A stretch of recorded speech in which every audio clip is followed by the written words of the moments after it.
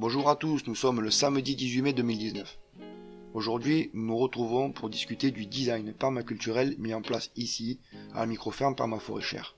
Il est en effet important de savoir comment orienter ces cultures car elles vont rester en place toute la saison. Comme vous pouvez le voir, le site encerclé du code couleur rouge a une forme de botte inversée.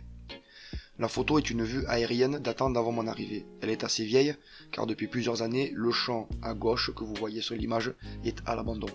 Il reste juste quelques champs aux alentours où sont cultivés des engrais verts comme des pois, des fèves, des rotations en herbage et bien sûr quelques céréales.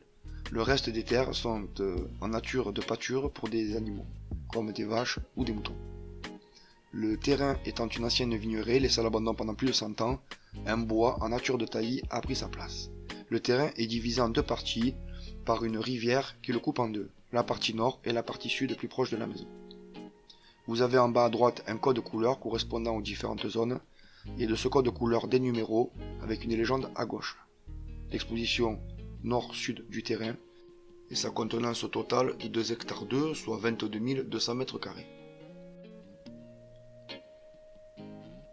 En première image, nous allons donc voir la partie en zone 1, proche de la maison, les cultures qui demandent beaucoup d'attention. Ici, ce sont donc des buttes auto-fertiles hors sol, car le sol, à cet endroit-là, il y avait une route à l'époque où des tracteurs passaient, donc beaucoup de cailloux, impossible à cultiver. J'ai donc aménagé ces buttes, vous pouvez voir leur construction dans la première vidéo version longue de la saison. Nous y avons repiqué tous les légumes d'hiver qui se développent très bien. Récemment, un arrosage par microporeux a été installé.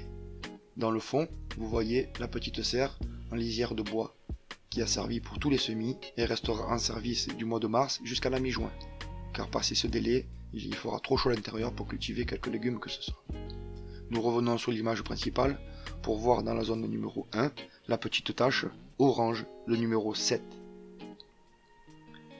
C'est donc une butte qui a été créée cet hiver avec tout le bois que j'ai défriché plus le bois mort et dessus nous y avons incorporé les petits fruits, que ce soit des framboisiers, des raisins. Nous avons dû adapter le sol avec un épais tapis de BRF pour l'acidifier, sachant que bien sûr le raisin ainsi que les framboises aiment la tourbe. Dans le fond, il y a un figuier avec un petit pêcher. À droite, nous avons donc des bottes de paille où nous avons pu aménager un sol pour cultiver des carottes et quelques légumes racines. En premier plan, quelques briques de terre pour cultiver un petit mûrier sans épines. Et derrière, vous voyez le lilas, où c'est l'ancienne réserve d'eau, où on jetait l'eau de la maison, quoi. Petit retour sur l'image principale. Vous voyez donc la zone numéro 1. Nous avons découvert le H en jaune qui était les buttes auto-fertiles. Et en 1, les tables de culture qui sont pleines de terre. L'an dernier, nous avons cultivé avec du BRF les tomates. Cette année, nous avons pu agrandir le potager jusqu'à 2000 m². Nous allons cultiver densément, en culture associée, tous nos petits légumes.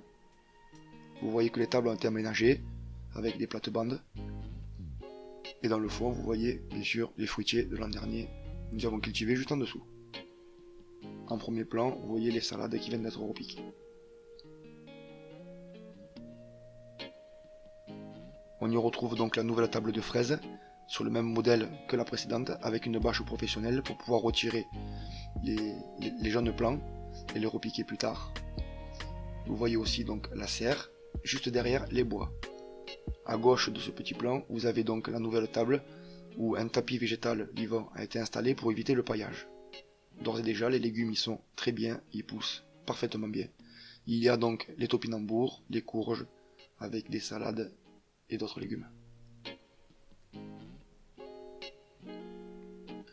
Donc c'est la fraiserie principale où nous avons pu récupérer les rejetons pour faire la nouvelle fraiserie. Cette fraiserie est surtout encerclée de plantes mellifères avec des aromates et des fleurs pour inciter les pollinisateurs. Comme vous le voyez, je ne désherbe pas. La zone où nous avons cultivé l'an dernier, où il reste encore les blettes à carde blanche, dans le petit bois composé de vergers avec des merisiers, des noyers. Il y a une forte canopée végétale qui permet de ne pas avoir d'attaque de prédateurs car ils y trouvent à manger. Dans cette canopée, nous y avons développé en sous-bois quelques vergers avec des arbres fruitiers comme étant pommiers, poiriers, prumiers qui se développent très bien. il reste encore une petite zone où nous cultivons les orties pour faire les soupes. Toujours en lisière de forêt.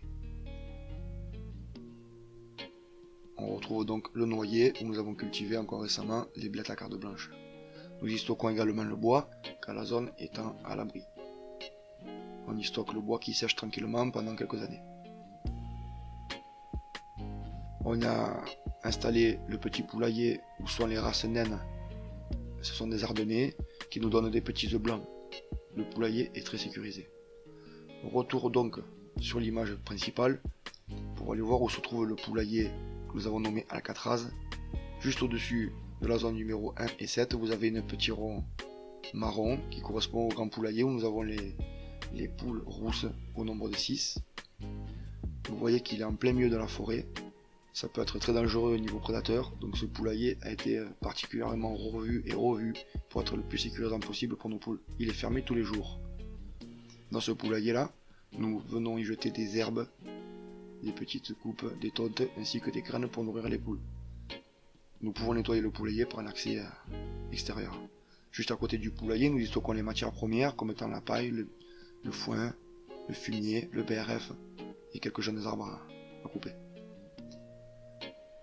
Donc après cette zone, vous voyez la partie boisée. Elle est assez conséquente car elle compose la majeure partie du site. On y trouve des noisetiers, des pommiers, des épines, plusieurs types d'essences, du bois blanc. Un chemin a été aménagé pour accéder aux deux parties facilement. Sorti des bois, nous tombons donc sur la pièce d'eau et la petite rivière en eau de source. Vous voyez qu'une mare a été aménagée pour pouvoir irriguer donc les plantations. Pour le moment, ça se fait à l'arrosoir, mais bientôt, j'espère une pompe Belly ou quelque chose comme ça. Ici, au premier plan, vous voyez donc le numéro 3, ce sont les cultures de pommes de terre de l'an dernier, les pommes de terre de réserve. Au fond, vous avez le numéro 2, ce sont donc des pommes de terre, la Mona Lisa et la Rosabelle. Cultivées sur des buts. Juste à côté, vous avez la parcelle numéro 5. C'est donc à l'endroit même où nous avons désherbé les petits pois, il y a des fèves, des oignons et de l'ail. Il y avait un épais tapis de fragments de bois liés donc aux ronces qui étaient sur place jusqu'à l'année dernière. Nous y retrouvons donc en numéro 4 l'aspergerie qui a été faite cette année avec des asperges vertes. 30 griffes ont été plantées ici. Les buts que vous voyez là sont la réserve de terre pour le butage l'an prochain. Et la dernière partie en orange, le numéro 6, c'est donc le verger, composé essentiellement d'arbres issus d'un horticulteur local, donc de la bonne génétique, et quelques arbres issus de l'industriel, mais comme j'expliquais dans une vidéo, il faut savoir choisir ces arbres. Ils sont en très bonne santé et se développent bien. Voilà, si cette vidéo vous a plu, laissez un commentaire, n'hésitez pas à me poser des questions.